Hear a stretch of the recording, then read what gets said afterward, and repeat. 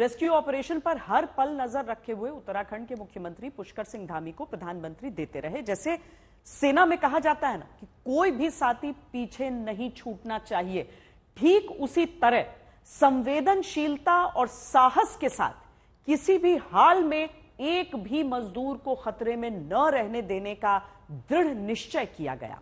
शायद इसीलिए जब रेस्क्यू ऑपरेशन अंतिम चरण में पहुंचा तो प्रधानमंत्री लगातार उसे लाइव देखते रहे और फिर खुद रात में हर मजदूर से फोन कॉल पर बात करने से खुद को रोक नहीं पाए। इसकी वजह आप जानिए।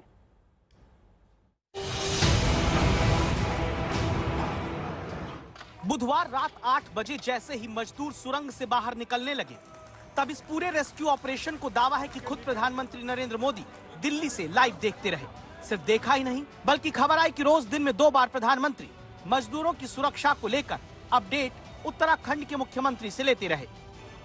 प्रधानमंत्री जी बहुत भावुक भी थे और एक होल ऑफ गवर्नमेंट या पूरा देश जैसे एक तरह से आप सबकी दुआएं भी साथ में थी और हर तरह के प्रयास एक एक जान बचाने के लिए किया गया।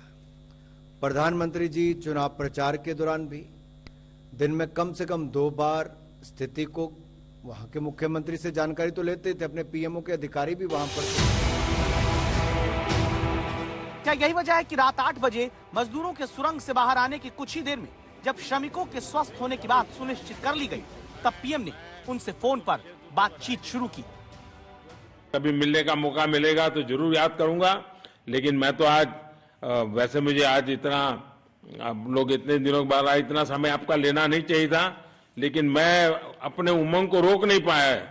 इसलिए मैं सोचा भले थोड़ी रात देर हो गई है लेकिन मैं आपसे बात करूं, क्योंकि मैं मेडिकल चेकअप के पहले बात करना नहीं चाहता था और मैं कल तक इंतजार नहीं कर सकता था।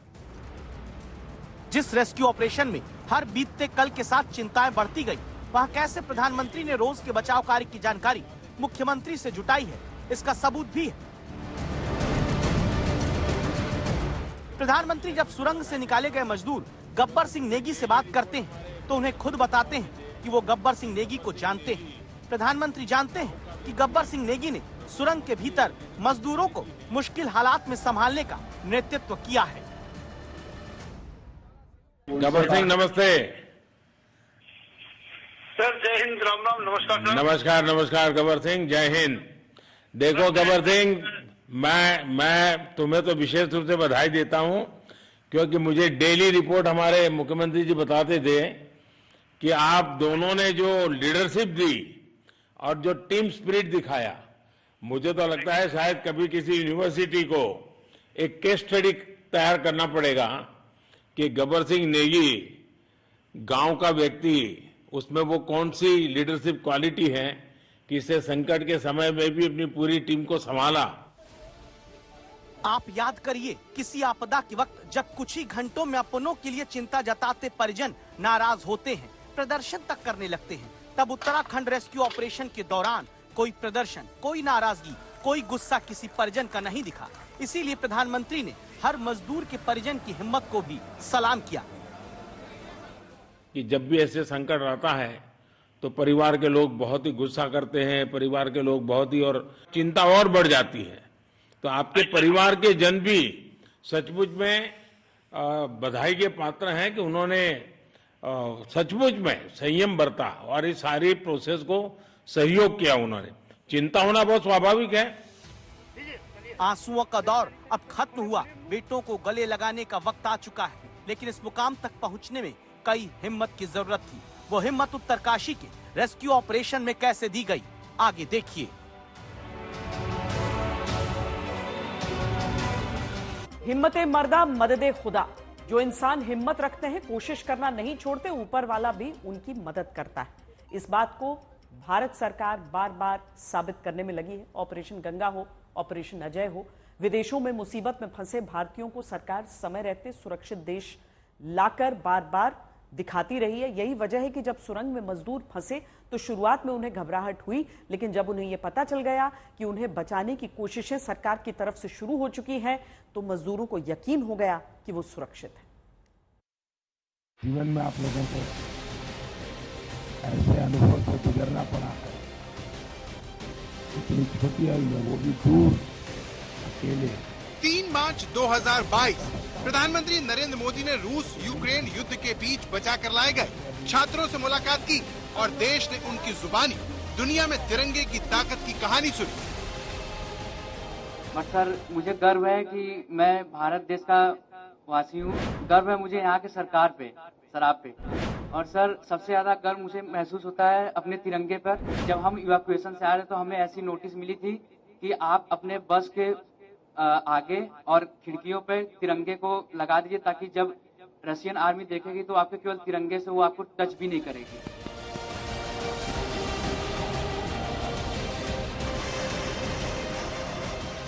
जिस यूक्रेन में रूस की मिसाइलें फट रही थी, जहां की हवा में बारूद घुल चुका था, उस जंग के बीच से भारत सरकार ने छात्रों को बचाकर हर देशवासी में एक ऐसा भरोसा जगाया, यकीन दिलाया कि उनकी सरकार उन्हें किसी भी मुश्किल से कहीं भी बचा कर लाएगी। हमारा इंडिया इतना अच्छा है कि हमारे फ्लैग के जरिए दूसरे नेशंस के लोग निकल रहे हैं। तो thank you so much sir, thank you so much. साल भर बाद प्रधानमंत्री नरेंद्र मोदी को इसी तरह का शुक्रिया अदा किया जा रहा है। बस जगह और घटनाएं बदल चुकी हैं। 2 साल पहले अगर युद्ध था तो अब सुरंग हादसा है, लेकिन एक बात जो समान है वो सुरक्षा है। जंग के मैदान की तरह मौत की सुरंग से 41 मजदूर बिना एक भी खरोंच के सुरक्षित लौटे। बहुत बहुत धन्यवाद सर। यहाँ के जितने भी लोग हैं, जितने भी यहाँ पे जितने भी कार्यकर्ता है, हमारे कंपनी से लेके जितने एनडीआरएफ, एसडीआरएफ जो भी है सर, हमें हर वक्त हर समय सहायता प्रदान की गई। ये दुनिया के सबसे अविश्वसनीय रेस्क्यू ऑपरेशन में जिंदा निकले उस मजदूर की गवाही है, जो किसी भी चमत्कार से कम नहीं, क्योंकि 17 दिनों तक सुरंग में फंसे रहे मजदूरों का ये हौसला देखकर, उन्हें हंसता खेलता हुआ देखकर हर कोई हैरान है। दंग है कि कैसे लोगों को मौत की सुरंग से बाहर निकलने का भरोसा था। यकीन था कि उनकी सरकार उन्हें बचाकर ही दम लेगी। अब इस भरोसे से जुड़ी सबसे बड़ी गवाही सुनी, जिसमें आपको एक अटूट भरोसा दिखेगा। हमारा मतलब आप जैसे हमारे देश के प्रधानमंत्री है सर, आप जो है जब बाहर से हमारे देश के अदर कंट्री से आप लोग खींच के इंसान को बचा के ला सकते सर, तो हम तो सर अपने घर में थे, इसलिए हमें कोई दिक्कत नहीं सर। 17 दिन मौत की सुरंग में फंसकर भी अगर कोई कहे कि कोई दिक्कत नहीं हुई, तो उसे आप क्या कहेंगे? उस हौसले को क्या नाम देंगे जिससे लबरेज इन मजदूरों को रत्ती भर भी अनहोनी का डर नहीं था? अगर कुछ थी तो उम्मीद और हिम्मत। रूस यूक्रेन के बीच युद्ध की रणभूमि हो या फिर इजराइल हमास के बीच जंग, नरेंद्र मोदी सरकार ने मुसीबत में आए विदेश में रहने वाले भारतीयों को कभी बेसहारा नहीं छोड़ा। वो उनके लिए संकट मोचक बनकर उभरी है। संकट चाहे सूडान का या फिर अफगानिस्तान का गृह युद्ध हो, यमन समेत दुनिया के हर हिस्से से हर मुश्किल को पार करके भारतीय सुरक्षित देश लौटे हैं। भरोसे का यही डोर सुरंग में 17 दिन से फंसे 41 मजदूरों को ताकत देता रहा। वो जानते थे कि उन्हें बचाने के लिए पूरा प्रशासनिक अमला जुट चुका है, इसीलिए जब मजदूर सुरंग से बाहर निकले तो उनकी जुबान पर सरकार के लिए सलाम। आप लोगों ने हमारा हौसला बढ़ाया सर। हमारे माननीय मुख्यमंत्री पुष्कर सिंह धामी साहब हमसे बात करते थे सर, वो हमसे हमारे कॉन्टेक्ट में बराबर बने रहते थे सर। और हमारी कंपनी की पूरी कंपनी की टीम लगी हुई थी सर। ये कंपनी हमारी फैमिली की जैसी थी सर। कंपनी की तरफ से भी सर कोई कमी नहीं हुई सर हमारे। उन्होंने किसी तरह कोई कसर नहीं छोड़ी, दिन रात एक किया सर। हमारी सेंट्रल गवर्नमेंट भी सर हमारे साथ में रही, उनके सारे कर्मचारी एकदम दिल से लगे रहे सर हमारे साथ में। हमारी स्टेट गवर्नमेंट भी हमारे साथ में पूरी बराबर बनी रही सर। हमारी एनडीआर की टीम, एसडीआर की टीम, उन्होंने बराबर हमारा हौसला बढ़ा के रखा सर। वो लोग तत्पर डे नाइट एक किया सर, दिन रात उन्होंने मेहनत की सर। दिवाली के दिन सुरंग में फंसे मजदूरों को लेकर बेशुमार चुनौतियां थी। समझ नहीं आ रहा था कि सुरंग में फंसे इन मजदूरों से बात कैसे की जाए, क्योंकि मलबा धंसते ही अंदर फंसे 41 मजदूरों से संपर्क टूट चुका था। वॉकी टॉकी भी काम नहीं कर रहा था। दूसरी बड़ी चुनौती ऑक्सीजन को लेकर थी कि कैसे मजदूरों तक ऑक्सीजन पहुंचाई जाए। इसके अलावा मजदूरों तक बिजली खाना कैसे पहुंचाया जाए। बार बार गिरने वाला मलबा भी परेशानी का सबब था, क्योंकि जितना मलबा हटाते उतना ही गिर जाता। वहीं इतनी ऊंचाई पर ऑगर मशीनों को पहुंचाने की भी चुनौती थी, लेकिन सरकार ने पूरी ताकत लगाकर इस ऑपरेशन के लिए हर जरूरी उपकरण सुरंग तक पहुंचा दी।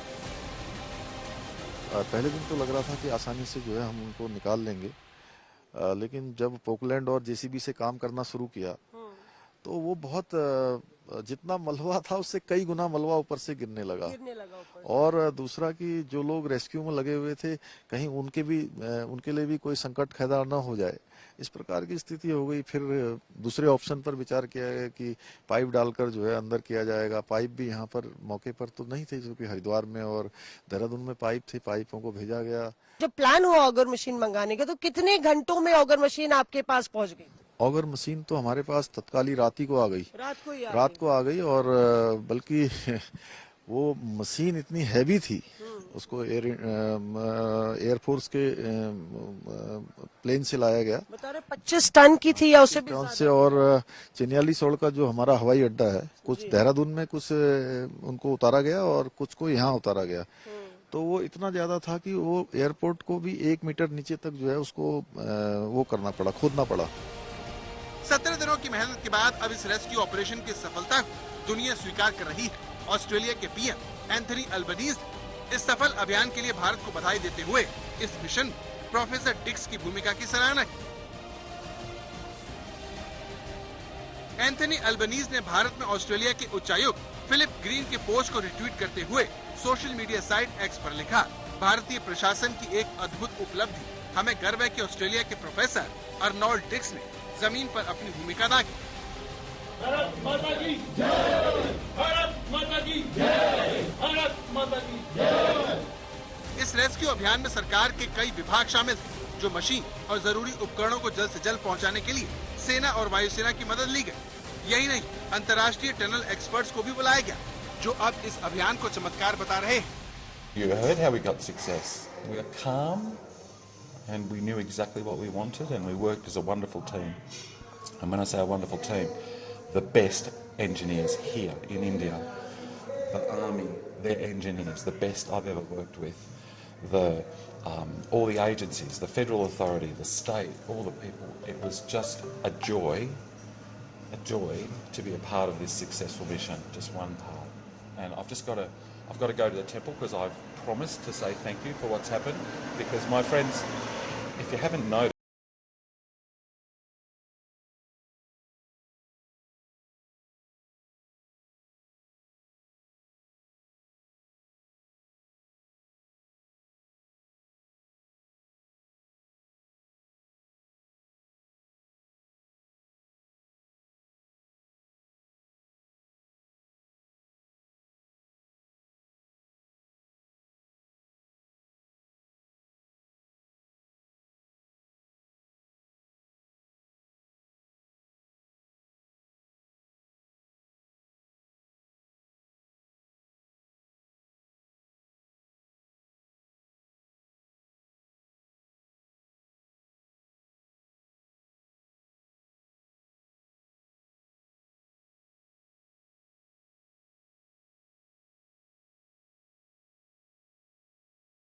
ऐसी चीज को हमारे प्रधानमंत्री जी लेते हैं, वो अपने आप के अंदर उसकी कोई मिसाल नहीं है। पूरे टाइम शुरू से लेके जब तक लोग बाग निकल नहीं गए और निकलने के बाद उनसे बात करना, ये उनके एक ऐसा गुण है लीडरशिप का जो आपको अमूमन देखने को नहीं मिलता। करीब 3 दर्जन एजेंसियों के सामूहिक प्रयास ने जिस तरह से इस मुश्किल अभियान को कामयाबी की मंजिल तक पहुंचाया, उसने सरकार के भरोसे को और भी पुख्ता किया है कि वो हर भारतीय की जान को बचाने के लिए अपनी सारी ताकत झोंक देगी। आज तक ब्यूरो।